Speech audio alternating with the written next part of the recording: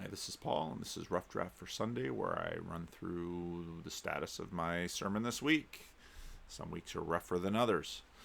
Last week we looked at the secret of Jesus' success, and we looked at, compared Jesus to some other leaders, and noticed some of the distinctive ways that Jesus led as opposed to some of these other leaders. Well, this week we get a story from a contemporary leader of Jesus' time, namely Herod Antipas. King Herod heard about this, meaning the disciples going out and healing those with unclean spirits in Jesus' names and preaching repentance. King Herod heard about this, for Jesus' name had become well known. Some were saying John the Baptist has been raised from the dead, and that is why miraculous powers are at work in him. Others say he is Elijah, and still others claimed he is a prophet, like one of the prophets from long ago. But when Herod heard this, he said, John, whom I beheaded, has been raised from the dead. Now, this all came on fast. Jesus was doing work of amazing power, telling people to be quiet about it. Jesus sent his less than competent disciples out to do his work, and so many more people knew about him. And now King Herod, not actually being a king, was watching. Now this is Herod Antipas. He is the son of Herod the Great, and we'll look at his family tree in a minute. He's not really a king, he's a tetrarch. So a lot of people wonder, well, why does Mark call him a king? Is this setting up a contrast with the real king? Jesus made some sideways comments. Foxes have holes and birds have nests. That's likely referring to the Herods and the Romans. But the Son of Man, who is a figure of a divine kingdom, one who would inherit the rulership of the entire planet Earth from Daniel 7, has no place to lay his head. Now, the Herod family tree is the kind of story that would make pretty much any reality TV on Bravo look pretty tame. There was, of course, Herod the Great, who had a whole series of wives and a whole series of sons, some of which he killed. Herod the Great actually was a descendant from Edom, but he tried to become and posture himself as a Jewish Messiah, and so he was scrupulous about not eating pork. And then historians made the comment that it would be better to be his pig than a member of his family, because he seemed to not have killed pigs, but he very much killed his family. So he has this complicated family tree, and you can notice Herod Antipas right there in the family tree with a number 6 by it, the son of Malchus, the Samaritan, the brother of Herod Archelaus, the stepbrother of Herod Philip, and the stepbrother of Philip the Tetrarch. Now, Herod, of course, is a tetrarch. Now, often in the Bible, they're just simply called Herod, which is part of the family name. Then we have these other names to distinguish them. But now, Herod Antipas, which is who we're talking about here, is going to be known because he basically got rid of his first wife, who was a wife of an allegiance to another king in the region, and this will become important later because that woman, she sort of slipped away when she heard that Herod had taken Herodias, his stepbrother's wife, and his niece as his wife when he was away, and so she basically got leave to slip out and to escape to her brother, or father, I don't remember offhand. I think it's her father, who was the king of Arabia just nearby, because she didn't want to find the fate of the other wives of Herod the Great. It's often convenient to kill one wife to make way for a new wife. So Herod Antipas came back to Judea, and with Herodias, his brother's wife, and his niece, and they were then married. This was something that John the Baptist did not appreciate. So right away we have the question, why, when Herod heard about this, did he think that John, who he had beheaded, had now come back, and that was Jesus? Now, what the Gospel of Mark is going to do here is fill in for us the story. For Herod himself had given orders to have John arrested, and he had him bound and put in prison. He did this because of Herodias, his brother Philip's wife, whom he had married. For John had been saying to Herod, "It is not lawful for you to have your brother's wife."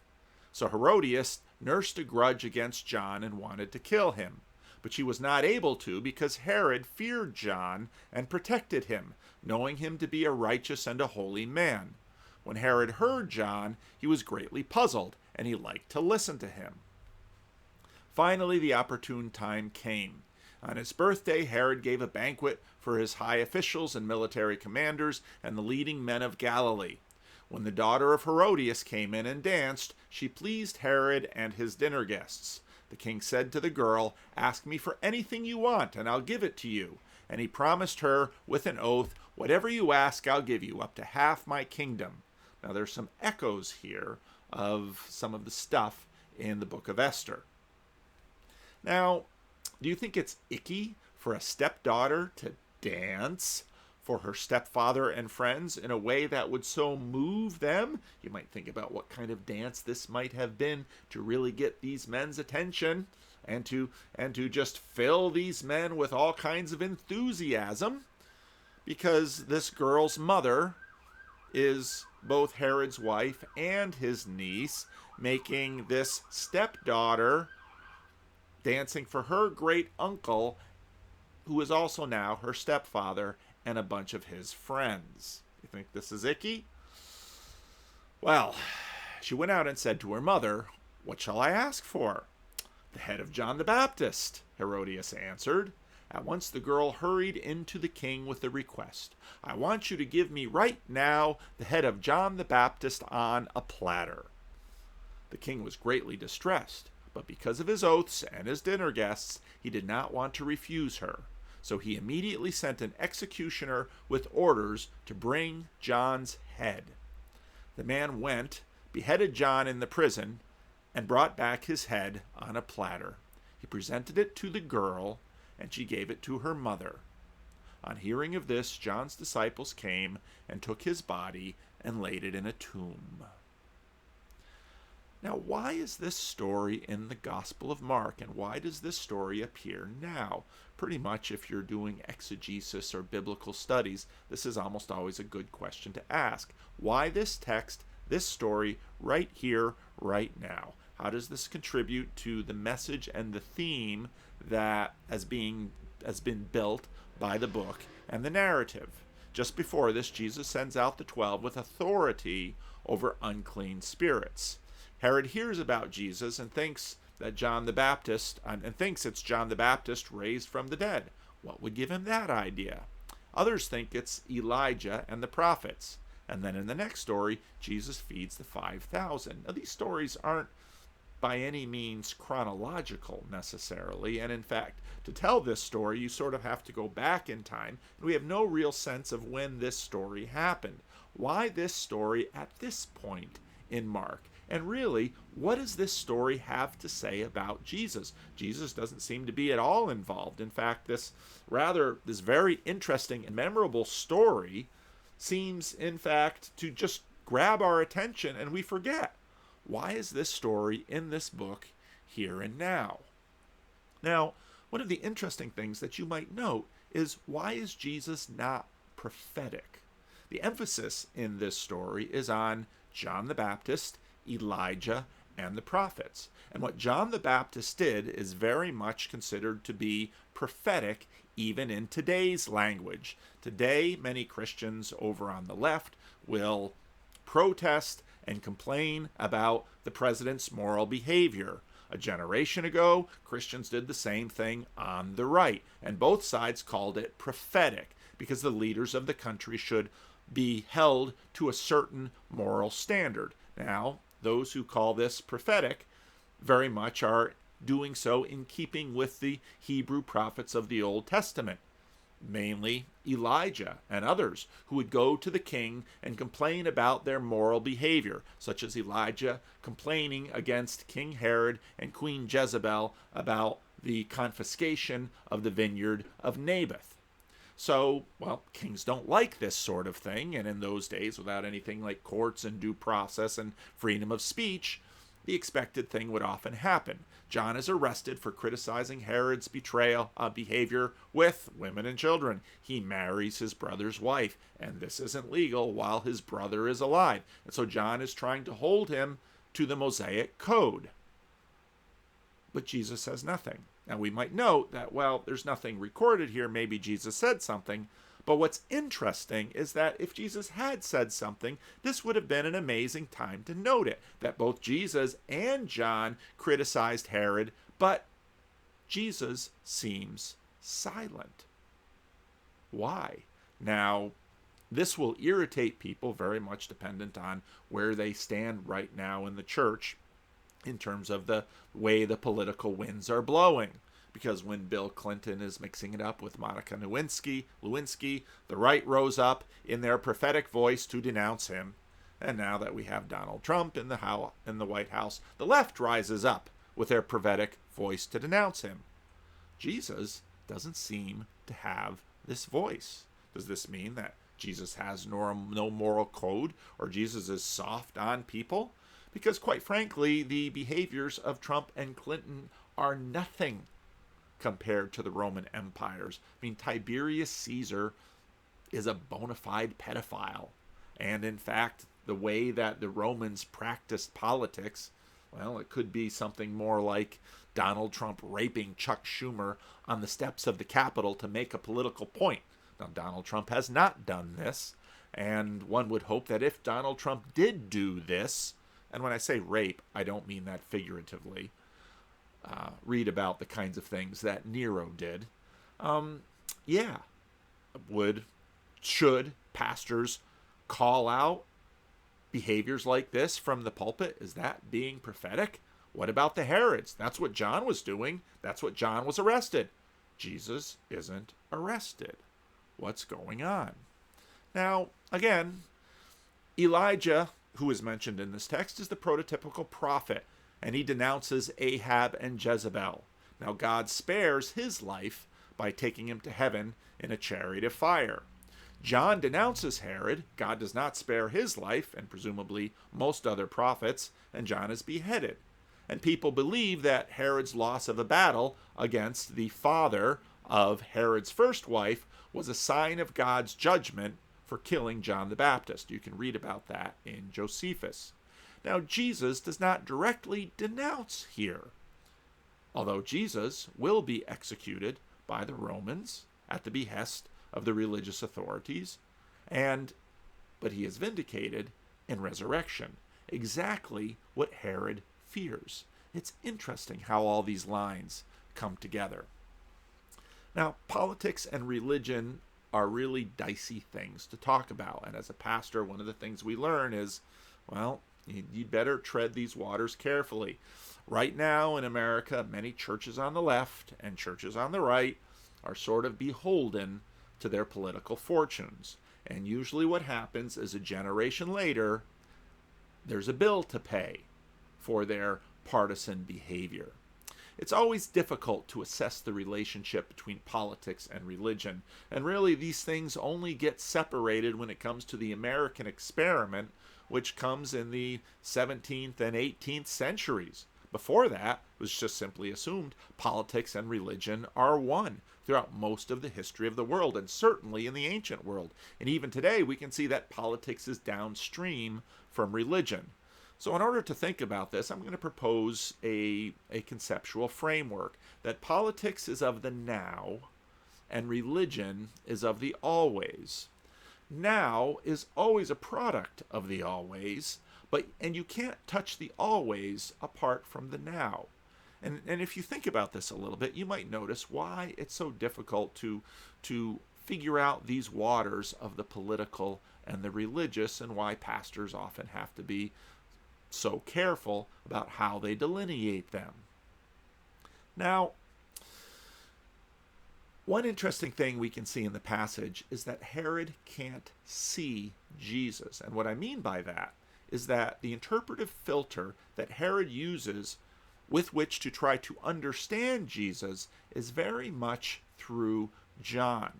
People are debating where Jesus might be getting this power. Is he a prophet of old who has come back to life now in those latter days? Herod sees John. Now, C.S. Lewis, in the first chapter of his book, The Problem of Pain, talks about two other senses that we possess. He says we have a sense of the numinous that we sort of talk about when we imagine we are seeing a ghost. People who believe they are very sensitive spiritually might be said to have a sense for the numinous. And then also a moral sense. Now, these aren't our five senses that we're used to talking about, but our moral senses would be something akin to a conscience that can be hard or soft. And it appears that Herod is not without a conscience, nor a sense of the numinous. He's fascinated by the miracles, and this will show up later when Jesus is trotted before Herod, and Herod would like to see Jesus, a different Herod, if my memory serves me. No, I'll have to think about that. I'll have to look at that. It's often difficult to keep the Herods straight. Herod is not without a conscience. He's fascinated by the numinous, as we all are really, and by the miraculous, and he fears the moral. He doesn't kill John because John is a righteous man. But Herod is also weak. He's surmounted by his own lust for his sister-in-law or his niece, and his stepdaughter and his grandniece. He's also afraid of looking weak in front of his cronies. And so what little morality he has caves in, and he gives in to both his lust and his smallness. Now, I think very clearly within this text, there is a contrast that is being played between Jesus and the kingdoms of this world. Jesus, it appears, does not negotiate with these people. He barely even mentions them. Now, this might make some of us frustrated when we want Jesus to wade in clearly in certain elements of the politics of now, but Jesus seems to hold his powder. We see this often most directly when Jesus is talking to Pilate. "Are you the king of the Jews?" asked Pilate. "You have said so," Jesus replied. The chief priest accused him of many things. So again, Pilate asked him, aren't you going to answer? Pilate expects Jesus to speak in his own defense. Now, in the Gospel of John, they'll have a longer conversation, but it's very clear that Jesus is not dealing with Pilate as Pilate imagines he should be dealt with, even in a way that would be reasonable in Pilate's imagination for Jesus to deal with him. Jesus, before such leaders, remains mostly silent, as noted by none other than Napoleon, who made the comment, "Never interfere with an enemy while he's in the process of destroying himself," which is very much what Herod and Pilate and the Caesars and many leaders usually wind up doing. It could be that perhaps Herod can't arrest this process of self-destruction, as seen in the whole affair with his wife and the revenge against the neighboring king, because he simply can't see beyond mere John and John's way of dealing with this to see the far greater Jesus. His conversation with Pilate seems to have a familiar dynamic. Jesus mostly silent, except when Jesus pulls back the curtain to clarify that in Jesus' mind, not shared by Pilate or Herod, Jesus is in fact holding all the cards. Now, this seems strange to Pilate because Pilate is holding the cards of life and death, as Pilate asserts. Jesus is holding all the cards, and his situation is completely within his control. Pilate thinks Jesus is desperate and in a position to help himself by kneeling to Pilate, which sounds a whole lot like the Temptations. But Jesus reminds Pilate that he stands before a far greater ruler, a frame Pilate should be able to understand, given the fact that Pilate is beneath an emperor himself, and that Jesus would remain in that frame and not Pilate's or Herod's. Jesus comments to Pilate, "I can call legions of angels. My kingdom is not from this world."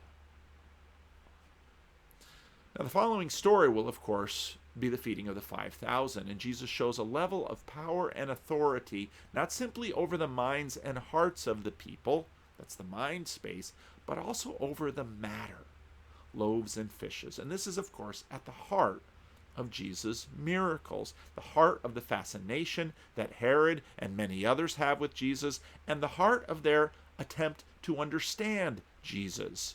Herod and those around him mostly govern over minds by way of threatening life, living by the sword, as Jesus will call it, while Jesus shows his complete mastery over the entire domain, doing so with love, gentleness, and generosity, while still challenging his disciples to believe more deeply and, in fact, to believe at his level.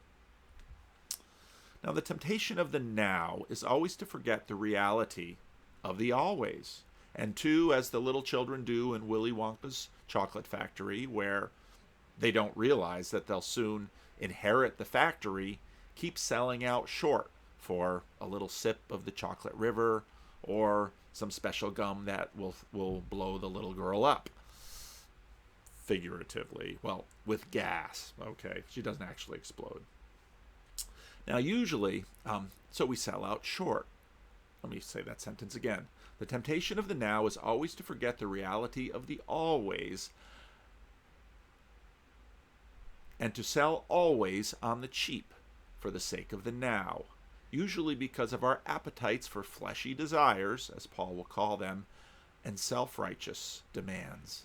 That's usually what we do, and we very much see this exacted in Herod. Jesus will show himself, and of course, this is what we ought to follow. Jesus will show himself not only in episodes of miraculous power, but also of miraculous forbearance of power in the crucifixion to master it all. And for that reason, as seen in Philippians 2, to be given the highest place, the sort of place Herod always lusted after, but would always fail to attain by ironically stumbling in the lusts of the flesh.